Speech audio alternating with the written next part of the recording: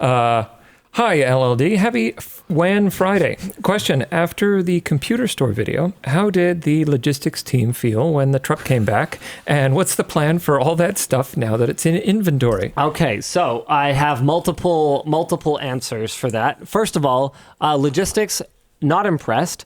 But that's nothing compared to how unimpressed accounting and procurement were. It turns out that, without getting flagged for all kinds of, auditing, doing all the reporting for something like this is very time consuming and very complicated. I mean, we're still really glad we did it. Keith was, even aside from what he said in the video, just thrilled with the whole thing. I mean, it's this is stock that whatever he might have said in the video about his People belief still buy those. that people were still interested in this stuff. I mean, I think he knew he was never getting rid of any of this stuff for any dollars, let alone anywhere near full sticker. Which ultimately I did pay. I paid a lot more than what stickers should have been for a lot of those items. So we're still glad. We're glad we did it. It was a really cool idea. I've had quite a few people ask me, like, where did it come from? I was at the dentist, and I had to meet my family for lunch, and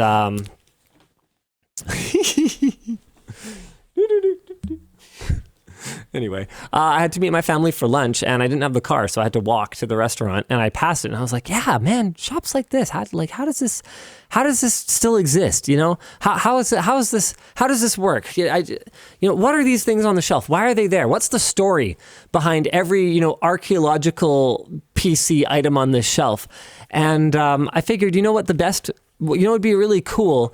Is if someone just came in here and bought all this stuff so that they could get rid of it and they could have new stuff. And I was like, oh, I'm someone. So that happened over a year ago. I thought it was about 6 months. I told Keith, I was like, yeah, I poked my head in like 6 months ago. And he's like, oh, I would have thought I would notice that. I watched your channel. I know who you are.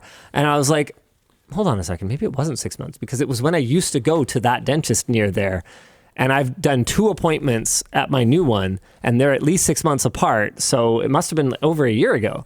So I popped my head in and was like, oh yeah, we should do this. And then Tanner reached out to him 6 months ago. Oh yeah, so that 6 month timing makes no sense. Yeah, so Tanner reached out to him 6 months ago, and then intentionally ghosted him so that he would have no idea that we were actually doing it. So he basically vetted the guy, made sure he thought he'd be camera ready, made sure he'd be okay with us coming in and taking over his store for the day, and then was like, radio silence, so that it could be both okay and pre-approved, but also a surprise.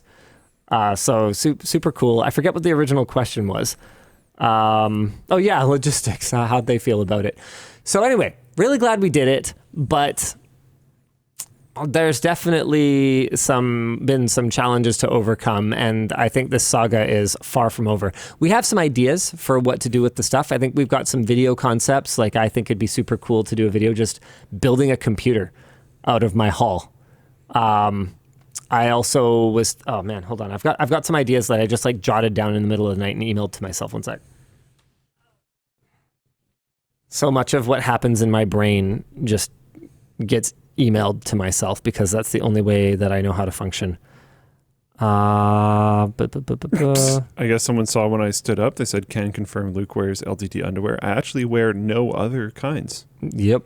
I wear only LTT underwear. I thought you were going to stop it. Oh, no. Man. Oh, man. No. That's when I sleep. How's this for a video concept? Now you have a onesie. Yeah. We go through and play a little game where I try to guess the eBay listing price of all of it combined. Oh, no. And then someone actually adds it up, and we see how close I can get. Ooh. See, how hosed you got? Yeah. Because I'm pretty sure, I watched the video, I'm pretty sure you got pretty hosed. There's a lot of things in there where he was like, this amount. And I was like, whew. Sheesh. Yeah. Oh. Okay. No, I can't reveal this one because it might ruin it. But what about that?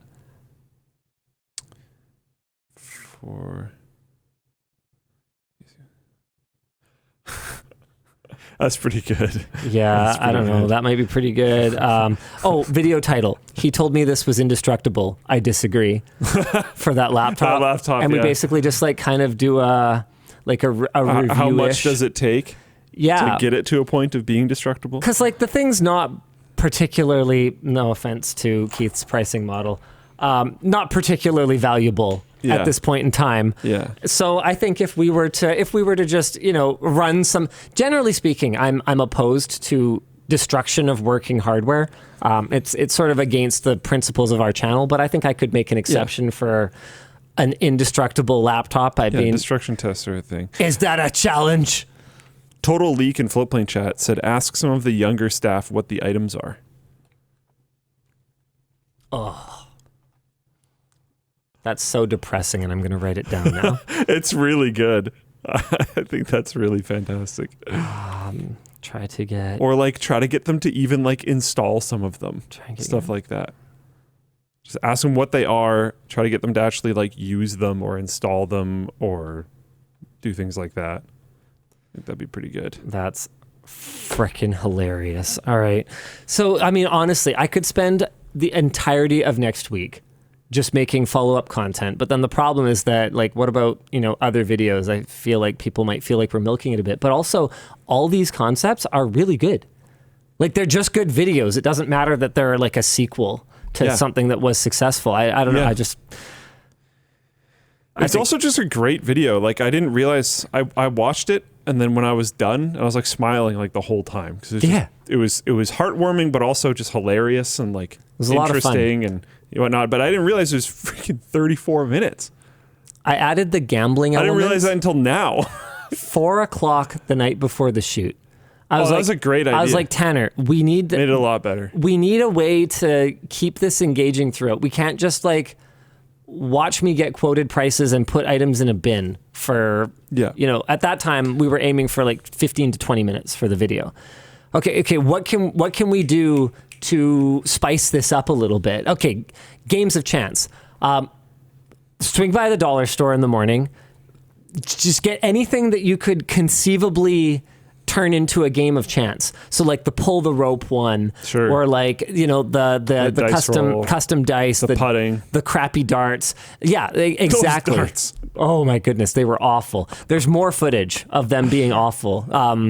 We've got one Floatplane exclusive up already with extra footage from from that video, and then there will hopefully be more. Actually, we've got 2 videos up. We have one that's from the shoot, and then we have a second one that is logistics receiving everything. So if you want to see firsthand what that was like. Oh yeah, unloading the tech shop. Wow, I didn't see this. Yeah, and then I think there's probably going to be more at some point, but that's not a guarantee. I've got to talk to the social team about what they have going on.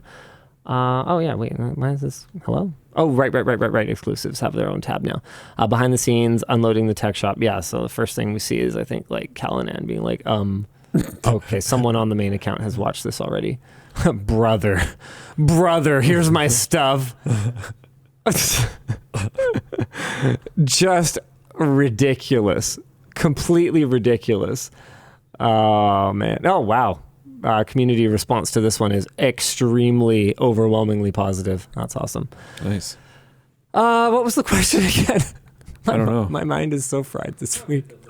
Team feel when the truck came back. Right. And what's the plan for all the stuff now that you have it? Yeah. So lots of different plans. One idea we had, and tell me if you think this is a good idea, was we never do like signed merchandise. Mm-hmm. I think we've done it a couple times with Lambo stuff. Yep. But other than that, a couple times with giveaways too, but not purchasable. Other than that, we've never really done it. And I had someone internally pitch to me, hey, what if we sell the items as just a signed item, and then it's kind of like a random crapshoot what you're going to get.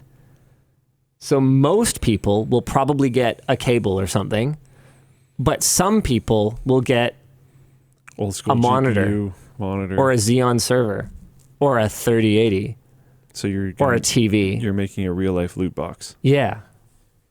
I don't know. What do you think? I have no idea. Is that stupid or is it smart? Because it'll be nowhere near what we paid, just to be very clear. This is not some kind of like ingenious money-making scheme. I suspect we walked out of there with somewhere in the neighborhood of like 300 to 700 items. So even if it was like $25 or something like that for a signed piece of this video or whatever, but what would that work out to? Let's say an even 500. I think you should decide the price. Okay, chill. I think you should decide the price after you figure out what the eBay value actually was. Oh, interesting. And then we base it on the eBay value. Yeah, that's not a bad idea. Average out the eBay value. I don't know if we're actually going to do that video though, because like it's a lot of work. A lot of work. It's actually a ton of work. More importantly, I don't know how interesting that content is. It feels like a part of a video instead of feels like a short. It's a ton of video and it feels like a part of a video. Yeah. Or it's a ton of work and it feels like part of a video. Donate to Extra Life.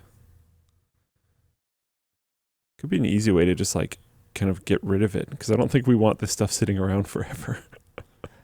Well, see, that's the thing, is right now it is very in the way. Yeah. Yeah. The bigger issue is not unloading it. The bigger issue is walking around it right now. Yeah, I don't know. So, okay, if there's 500 items and we said it's okay, it's $25 for a signed piece of this video, that would be $12,000, which is a fraction of what we paid. And I think probably kind of both a realistic actual value for that stuff.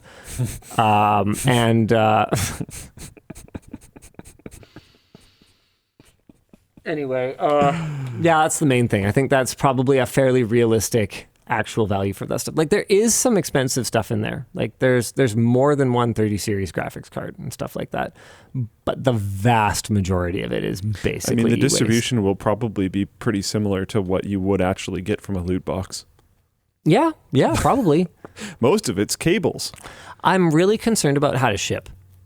Because right now, we're not really set up to just ship random stuff. Like, we're not an eBay store, so we don't just have a bunch of like those expanding foam bag things. Oh, yeah, we don't just have packing peanuts. Like, nothing we sell on the store is really fragile, and it all comes in its own individually packaged boxes. So a lot of the time, you'll see the main carton that has smaller boxes in it won't have a ton of packing material in it, because, I mean, what this is going to break inside its box, I mean, I'm sure a courier somewhere is up to the challenge, but generally speaking, it doesn't really happen. Yeah. We'll pay more than $25 for the Mac G4 Cube. Well, no, that's the whole point, though. Yeah. You won't get to pick if you get the G4 Cube. Oh, right. That was one of the other video concepts, doing a sleeper build in the G4 Cube. I think I actually got a deal on that. I don't even know if it works, but here, let's eBay that right now. I know I didn't get a deal on Buzz Lightyear, but I think I got a deal on the G4 Cube. Here, Linus laptop. The Buzz Lightyear thing was hilarious. This is just the power adapter? Whoa. Hold on a second. Wait. Oh, okay. No. Okay, whoa. Okay, new listing. Hold on. Yeah, this is 15 bids. Why do people want this? 9 days left. Why do people want these? Hold on. 2 speakers surround. Hold on. Power adapter? Wait, whoa. Hold on a second. Did I get a deal? Hold on. Well, wait, this is just the case? Are these super collectible? Why? They're a pretty interesting period of Apple. And I don't think they sold very well either. There's like none.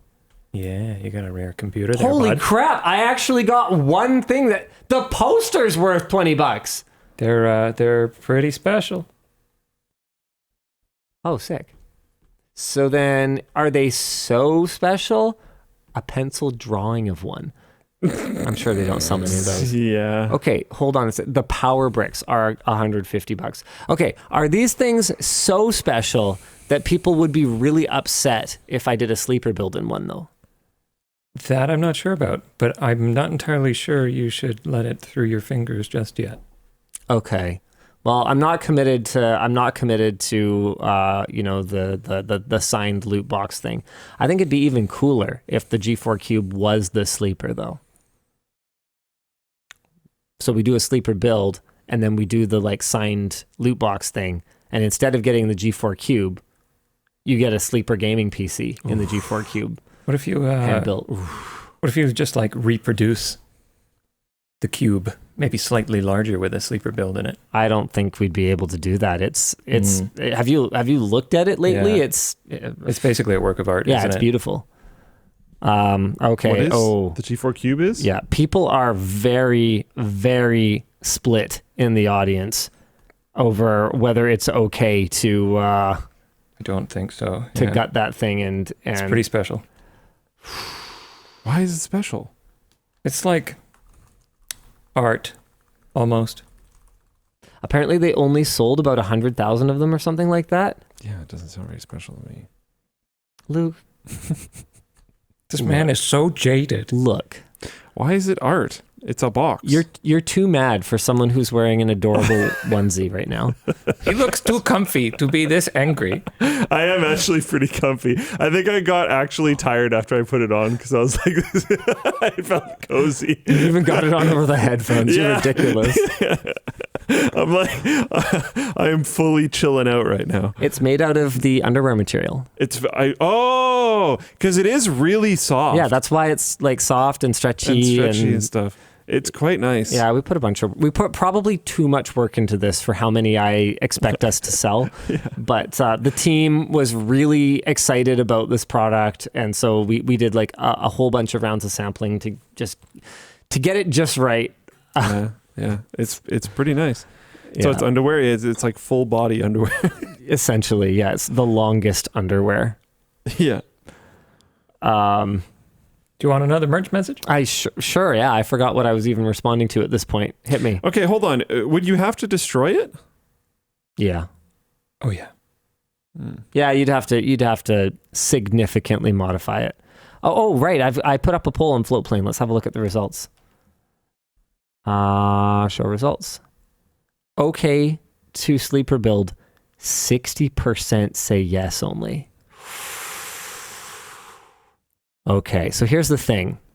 This kind of poll is not really just majority rules. Like when we asked about posting exclusives that we had already produced during the production break, I think about 60% said yes. But based on that 40% said no, we made the call to not do it because the no kind of has more weight when it's something very significant, I guess is what I'm trying to say. If it was 98% yes, 2% no, then those no's get drowned out a little bit. But it's not as simple as just, okay, 51% say yes, okay, we do it. What if the parts don't work? Yeah, does that? Okay, hold on. Here, let's try it again. This is a conversation currently going on in Floatplane chat, and I think that's interesting. I fix. Sleeper. No, okay. I'm not hiring. Spend more money on this overpriced cube. Yeah.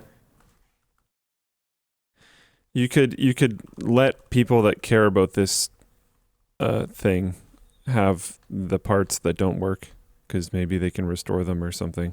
It would probably be good to if you do a sleeper build in it, then make the parts available because I'm pretty sure those are difficult to come by. Oh, yeah, interesting. For your phone, that was parts that I managed to get.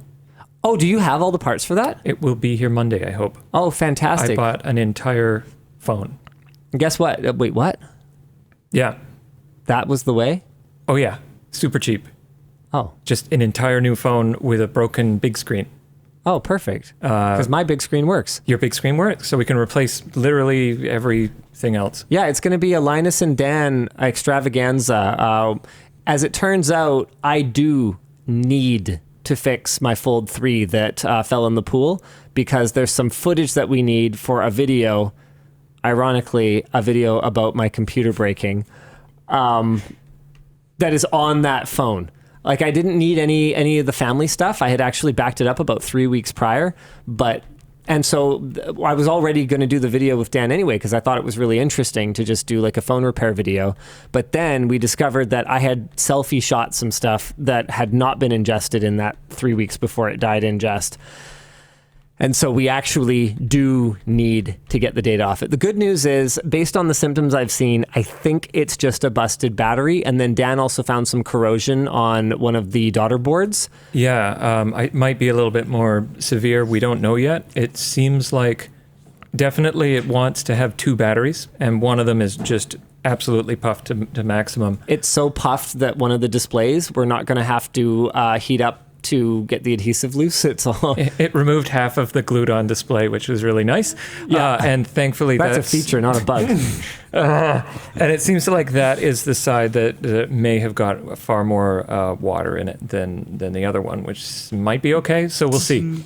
We will see. And the side that got a lot less water is the main board. That's the important one, yeah. With the storage chips on it and the SoC. So I'm pretty hopeful, honestly speaking. And what I'm excited for is if the main board doesn't work, we have a bunch of reflow tools. And so what we'll have to do, because I got you a working phone, but it's all broken, we'll have to take the SoC, we'll have to take the memory chips and transplant them. That won't work. That'll be the Hail Mary. I sincerely, we can just like message drive savers or something. Hey, do they? Because if you care that much, then yeah. I don't mean to send it to them. I just mean we could just ask them, is there any point doing this? Because I think the answer is no. I think if you decouple the controller from the NAND chips, the new controller no longer knows where anything is. And just take the controller too. Well, the controller should be on the SoC. Just take the SoC. Okay, right. But then do you see where we're going? Yeah, I see where we're going. We're going down a rabbit hole. Yeah, that's why it's a Hail Mary. Yeah, I don't think we're going to go down. I don't think we'll need to. I think I would rather just reenact me in the server room discovering that my computer is broken. I think that would be better. Honestly. We'll see. We'll see. I'm hopeful. I put the act in reenactment. So I'm in my computer room right now. I can't believe this. My system, it just I was in the middle of using it and it turned off. What the heck? I thought I'm a tech tips man. Why is my computer broken?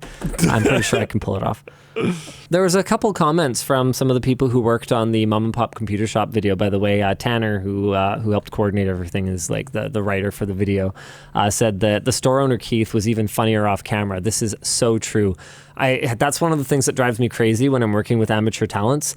Is they'll say something hilarious. They'll be like, "Okay, okay, do that again," and like it's never quite the same. Yeah. Like that's something that takes a lot of practice. And there's something about just having a camera pointed at you, it just kind of stiffens you up, right? It makes you feel unnatural. And overall, he did great. But yeah, he was even funnier off camera. And Hoffman, who was the editor for it, I cannot believe how fast Hoffman turned that around. That was like a 2-day edit. Whoa.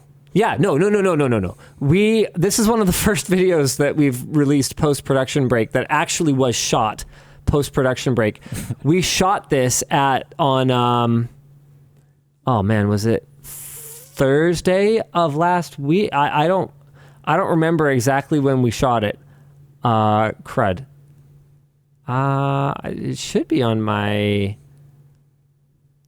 calendar. I think it was Thursday of last week. Surely it wasn't Friday. No, it couldn't have been Friday. I think it was Thursday of last week. Definitely wasn't Tuesday. And we released it like that weekend. It must have been because the sponsor asked for a rush edit on it or something like that. Because we told Keith too. We were like, hey, yeah, it's going to be probably a few weeks. Because that's generally how long something like that would take to make its way through the queue. But Hoffman said the footage was extremely hard to condense because there was so much good material and there was a lot more items that we didn't show. We typically run audio continuously, and Keith was so funny that occasionally while reviewing the audio, you'd hear tons of laughter, followed by David hurriedly trying to get the camera running.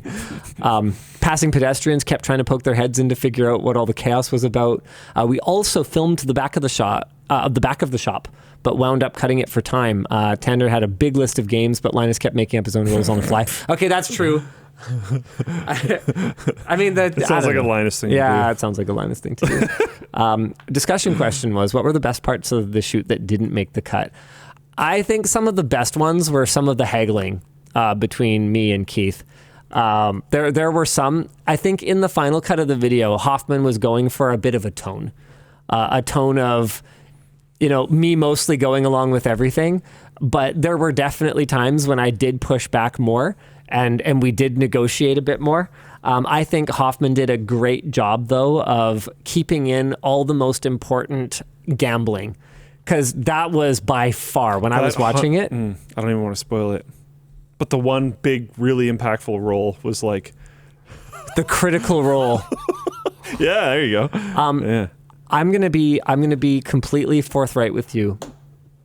There's only 2 times in my life that I have fainted or almost fainted, both while having blood drawn, because I am what's apparently the technical term is a fainter, which basically means that when your skin is punctured, your body immediately goes into protective, I must not lose all my blood mode, and all the blood drains from your extremities and is like, I'm going to stay here now.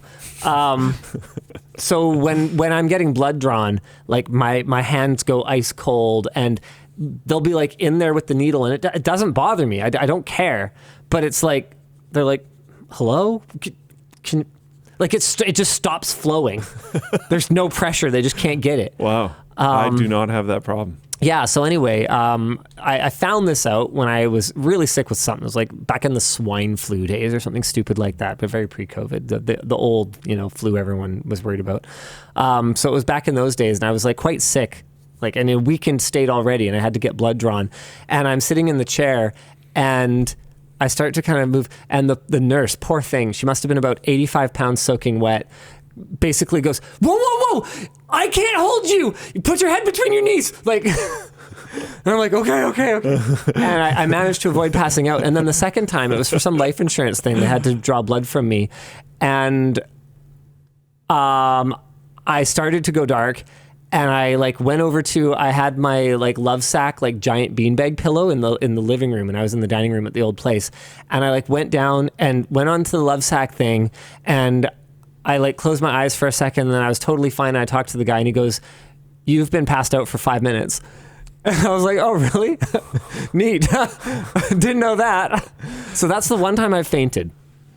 During this shoot, I was in a near fainted state 3 times from just stress.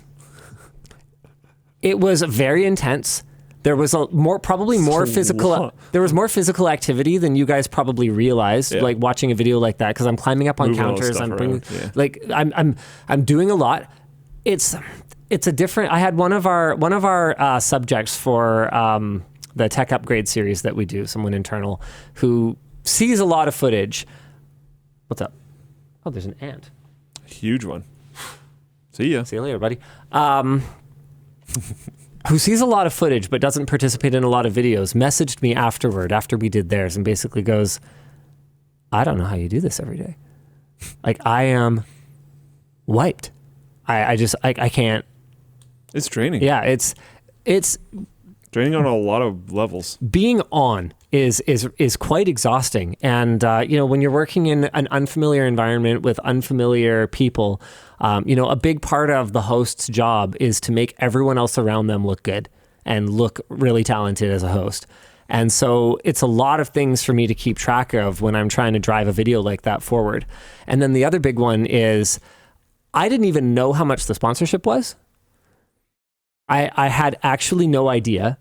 So I had no idea what the running total was because I had a lot of other things to keep track of.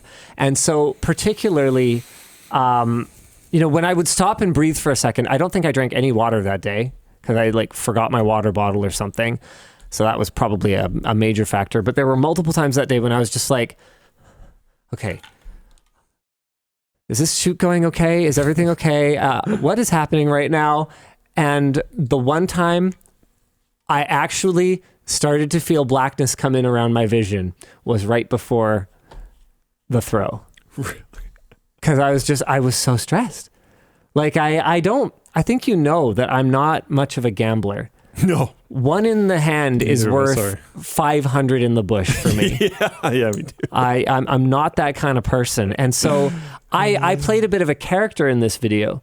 You know, the gambling man. I want to roll for it, yeah. Yeah, but that is not my personality at all. I think that's something a lot of people don't realize is from one video to the next, sometimes I'll be playing a slightly different character because that's what the content calls for. And so I played... You did it well.